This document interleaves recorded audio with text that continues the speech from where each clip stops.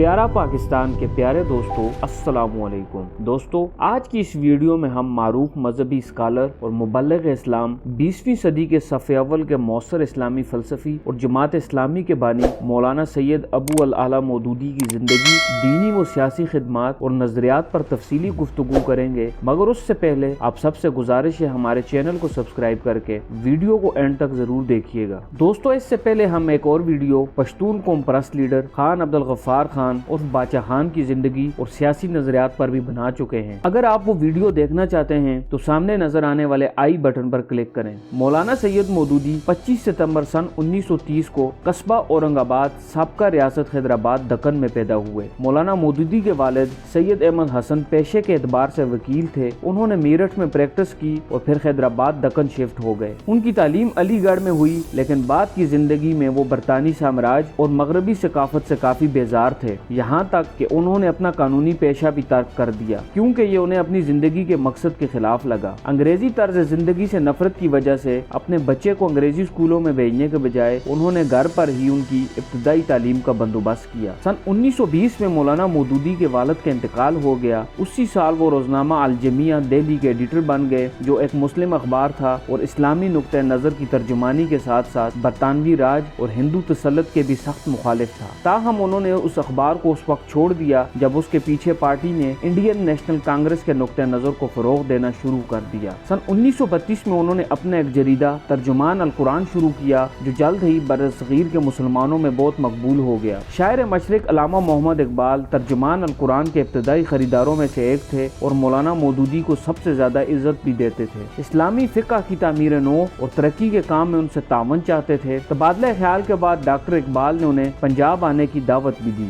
مولانا مودودی نے 120 سے زائد کتابیں اور پمفلٹ لکھے اور 1000 سے زیادہ تقاریر اور پریس بیانات دیے، جن میں سے تقریباً 700 آج بھی ریکارڈ پر موجود ہیں۔ ان کی تصنیف کردہ سب سے مشہور کتابوں میں سے ایک ٹوارڈز انڈرسٹینڈنگ اسلام ہے، جو اسلام کا ایک مختصر مگر واضح اور جامع تعارف ہے۔ تاہم ان کی اہم اور یادگار شراکت قرآن پاک کا ترجمہ اور تفسیر ہے، جس کا عنوان تفہیم القرآن 6 جلدوں میں۔ اس کام کو مکمل کرنے میں انہیں تقریباً 30 سال لگے۔ اس تفسیر نے پوری دنیا میں اسلامی فکر پر زبردست اثرات مرتب کیے۔ ان کی کتابوں کا دنیا کی تمام بڑی زبانوں جیسے عربی، انگریزی، فرانسیسی، جرمن، ترکی، فارسی، ہندی، تامل، بنگالی وغیرہ میں ترجمہ ہو چکا ہے۔ انہوں نے اپنی تحریروں کے ذریعے مختلف نظریات کے کھوکھلے پن کو دکھایا، جس نے مسلمانوں کے دل و دماغ کو خراب کرنا شروع کر دیا تھا۔ انہوں نے مسلم دانشوروں سے اپیل کی کہ وہ اسلام کی حقیقی دعوت پر غور و فکر کریں، اور اگر یقین ہو جائے تو اپنی توانائیاں صرف انفرادی ہی نہیں بلکہ اپنی سیاسی، معاشی، سماجی اور ثقافتی زندگی میں بھی اسلامی طرز زندگی کو قائم کرنے پر صرف کریں۔ اس مقصد کے لیے مولانا مودودی نے علامہ اقبال کے ساتھ مل کر ایک علمی و تحقیقی مرکز دارالاسلام بھی قائم کیا۔ مولانا مودودی کی اصل سوچ اسلامی دنیا میں خلافت کا قیام تھا۔ اسی مقصد کے لیے انہوں نے سن 1920 کے آس پاس سیاست میں دلچسپی لینا شروع کی اور تحریک خلافت میں بھی بھرپور حصہ لیا۔ سن 1941 میں انہوں نے جماعت اسلامی کے نام سے ایک نئی تنظیم کا آغاز کیا۔ وہ جماعت کے پہلے امیر منتخب ہوئے اور سن 1972 تک یہ قلمدان اپنے پاس رکھا، جو اپنی خرابی صحت کی وجہ سے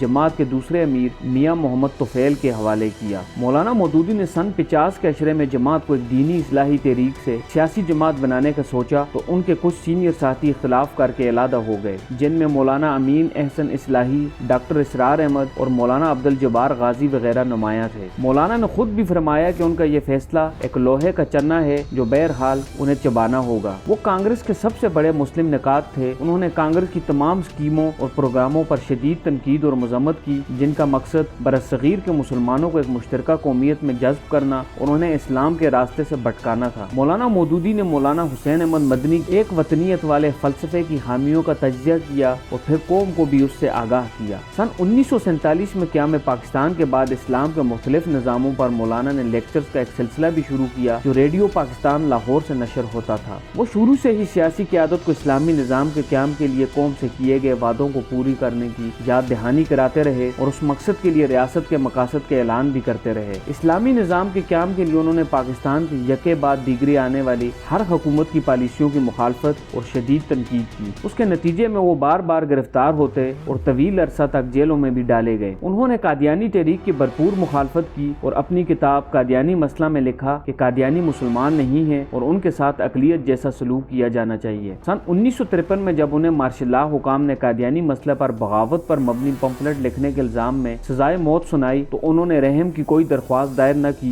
और खुशी खुशी सजा को कबूल किया। उनके इस अमल ने हुकूमत, मुखालफीन और नाकदीन को हैरान कर दिया, लेकिन फिर इस्लामी मुल्क सऊदी अरब और शदीद अवामी दबाव की वजह से हुकूमत ने सजाए मौत को पहले उम्र कैद और फिर मुकम्मल तौर पर मनसूख कर दिया। मौलाना मौदूदी ने सन 1956 से सन 1974 के दौरान कई ममालिक का दौरा किया, जिनमें मिस्र, दमिश्क, ओमान, मक्का, Jeddah, Kuwait, रिबात, Istanbul, London, New York और टोरंटो वगैरह शामिल हैं। उन्होंने मुतादिद मुस्लिम बैन अल-अक़वामी कॉन्फ्रेंसों में भी शिरकत की। अप्रैल सन 1979 में मौलाना मौदूदी को गुर्दे का मसला हुआ, जो वक्त गुजरने के साथ साथ बढ़ता गया और साथ ही साथ जब वो दिल के आर्जे में भी मुब्तला हुए तो उन्हें इलाज के लिए अमेरिका ले जाया गया, जहाँ उनका बेटा भी बतौर मेडिकल स्पेशलिस्ट प्रैक्टिस कर रहा था। चंद सर्जिकल ऑपरेशन के बाद वो 22 सितंबर सन 1979 को 76 साल की उम्र में इंतकाल कर गए। उनकी नमाज जनाजा में लाखों लोगों ने शिरकत की। बाद अज़ां उन्हें लाहौर में उनकी रहायशगाह इचरा में सुपर्द खाक कर दिया गया। दोस्तों, सन 1979 में किंग फैसल फाउंडेशन ने खिदमत इस्लाम के शोबे में पहला फैसल अवार्ड बशमूल 2 लाख अमरीकी डॉलर मौलाना मौदूदी को दिया। फिर यही अवार्ड 11 बरस बाद सन 1990 में उनके शागिर्द प्रोफेसर खुर्शीद अहमद को भी अता हुआ। मगर आप ये जानकर यकीनन हैरान होंगे कि कुछ साल कबल यानी दिसंबर सन 2015 को उसी सऊदी हुकूमत ने अख़वान अल मुस्लिमीन के बानी हसन अल बना, सैयद मोहम्मद कुतुब शहीद, कतर के आलम यूसुफ अल करजावी और मौलाना मौदूदी की तमाम तसनीफात पर पाबंदी आयद कर दी। ये फैसला सऊदी अरब में दहशतगर्दी और इंतहा पसंदी उबारने वाले लिटरेचर के खिलाफ मुहिम का हिस्सा करार दिया गया। उससे कबल जुलाई सन 2010 में बांग्लादेश में भी मौलाना मौदूदी की तमाम किताबें मुल्की मसाजिद और लाइब्रेरियों से हटा दी गई थी। जब अफगानिस्तान में रूसी फौज उतरी तो सऊदी अरब, पाकिस्तानी एस्टेब्लिशमेंट और जमात इस्लामी हम नवाला वो हम प्याला थे। मौलाना मौदूदी की जिंदगी में सन 1977 का वो कर्बनाक साल भी गुजरा, जिसमें सबसे ज्यादा उनको दुख और मायूसी जमात इस्लामी की क़यादत ने फौजी आमद जनरल ज़िया उल हक का मुकम्मल साथ देकर पहुंचाई। जमात के अंदर ये सोच पाई जाती है कि उसी दिन से जमात इस्लामी के जवाल, पसपाई और रसवाई का एक न रुकने वाला सफर शुरू हुआ, जो ताहाल जारी है। जमात इस्लामी के नौजवान कारकन जहाद अफगानिस्तान की भेंट चढ़ा दिए गए और बकिया जहाद कश्मीर के नाम पर अपनी जानों पे खेल गए।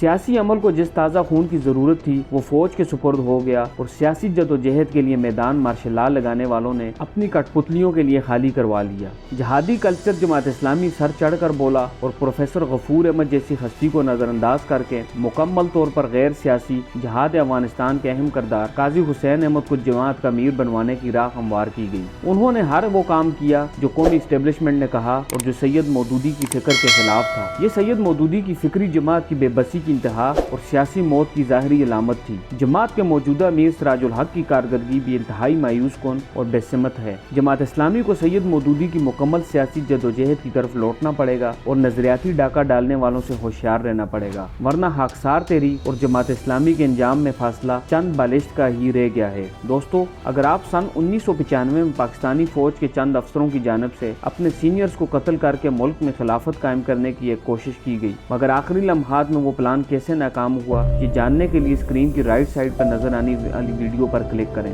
बहुत जल्द इसी तरह की एक और वीडियो के साथ आपके साथ दोबारा मुलाकात होगी। तब तक के लिए अपना ख्याल रखिएगा। अल्लाह हाफिज।